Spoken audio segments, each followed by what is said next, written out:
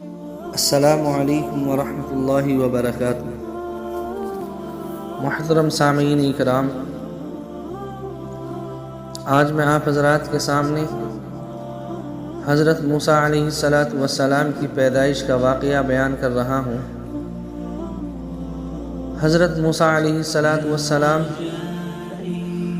اللہ تبارک و تعالیٰ کے نبی ہیں اور بڑے ہی جلیل القدر نبی ہیں، اور اللہ تبارک و تعالیٰ نے حضرت موسیٰ علیہ السلام کی پرورش فرعون کے گھر کے اندر کرائی ہے۔ وہ فرعون جس نے خدائی کا دعویٰ کیا، جو بڑا ہی ظالم ہے، اسی فرعون کے گھر حضرت موسیٰ علیہ السلام کی پیدائش پرورش ہوئی۔ واقعہ کا بیان یوں ہے، اس طرح واقعہ بیان کیا جاتا ہے کہ جب فرعون نے خواب دیکھا اور معقرین سے اس خواب کی تعبیر معلوم کی، تو پتہ لگا کہ تمہاری ہی راجدھانی کے اندر ایک بچہ پیدا ہوگا جو تمہاری سلطنت کو اکھاڑ پھینکے گا اور تمہاری بادشاہت کو ختم کر دے گا۔ فرعون کو جب یہ خواب کی تعبیر معلوم ہوئی تو فرعون نے حکم دیا کہ جتنے بھی بچے پیدا ہوں ان سب کو قتل کر دیا جائے، کیونکہ فرعون کو معلوم تھا کہ ایک ایسا بچہ پیدا ہونے والا ہے جو تیری سلطنت کو ختم کرے گا، تیری بادشاہت کو ختم کرے گا۔ تو فرعون نے پہلے ہی حکم دے دیا کہ جیسے ہی کوئی بچہ پیدا ہو، کوئی لڑکا پیدا ہو، اس کو قتل کر دیا جائے۔ روایات کے اندر آتا ہے کہ 70,000 بچوں کو قتل کیا گیا، 90,000 ماؤں کے حمل کو گرا دیا گیا۔ جب دیکھا کہ نسلیں برباد ہونے لگی ہیں تو پھر لوگوں نے اعتراض کیا اور فرعون سے کہا کہ اس طرح تو نسلیں ختم ہو جائیں گی۔ تو اب یہ حکم جاری کرا فرعون نے کہ 1 سال کے اندر بچوں کو مار دیا جائے اور دوسرے سال کے اندر پیدا ہونے والے بچوں کو چھوڑ دیا جائے۔ حضرت موسیٰ علیہ السلام جس سال پیدا ہوئے وہ سال بچوں کے قتل کرنے والا سال تھا، اور حضرت موسیٰ علیہ السلام کے بھائی حضرت ہارون علیہ السلام جب پیدا ہوئے وہ سال بچوں کے چھوڑ دینے والا سال تھا۔ جب حضرت موسیٰ علیہ السلام کی پیدائش ہوئی تو ماں کے دل کے اندر بڑی ہی تکلیف ہوئی۔ حضرت موسیٰ علیہ السلام کی والدہ نے سوچا کہ اب کیسے ہوگا، بچوں کو تو قتل کیا جا رہا ہے، اور چونکہ ماں کے دل کے اندر اولاد کی بڑی ہی محبت ہوتی ہے تو بڑی غمزدہ ہوئی، بڑی پریشان ہوئی۔ اللہ تبارک و تعالیٰ نے بذریعہ وحی بیان کیا کہ پریشان ہونے کی، غمگین ہونے کی ضرورت نہیں ہے، تم ایک صندوق تیار کرو، اس صندوق کے اندر اس بچے کو لٹاؤ اور دریائے نیل کے اندر رکھ دینا،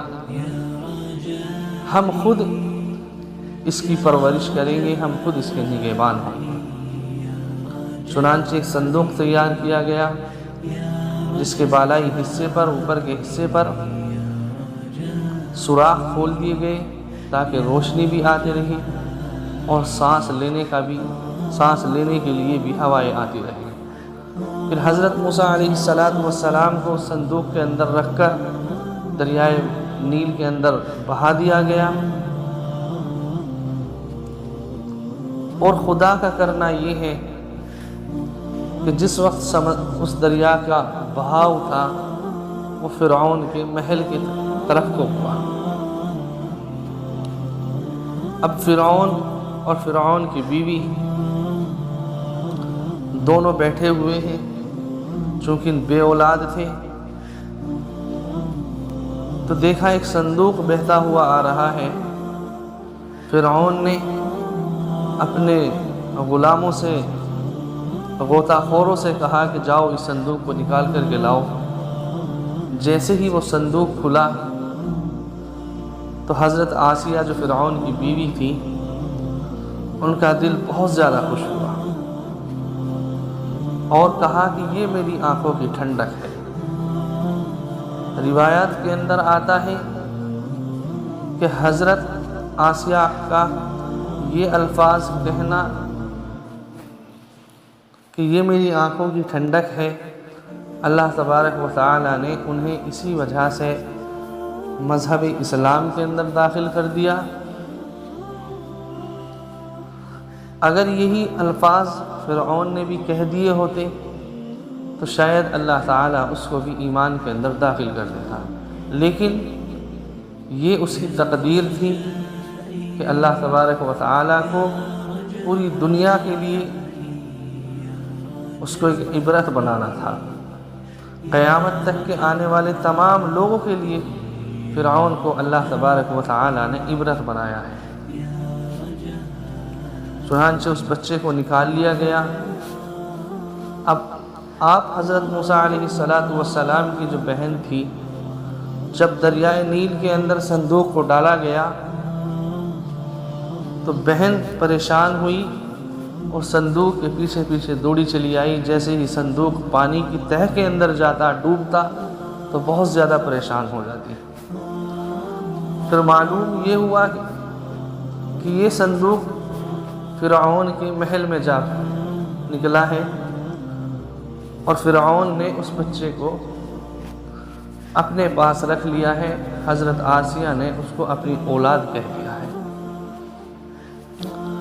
چنانچہ حکم دیا گیا کہ جتنی بھی دائیاں ہیں، جتنی بھی دودھ پلانے والی عورتیں ہیں، تمام عورتوں کو حکم دیا گیا ہے کہ اس بچے کو دودھ پلایا جائے، لیکن حضرت موسیٰ علیہ السلام نے کسی بھی عورت کا دودھ نہیں پیا، اور یہ نبی کی شان ہوتی ہے۔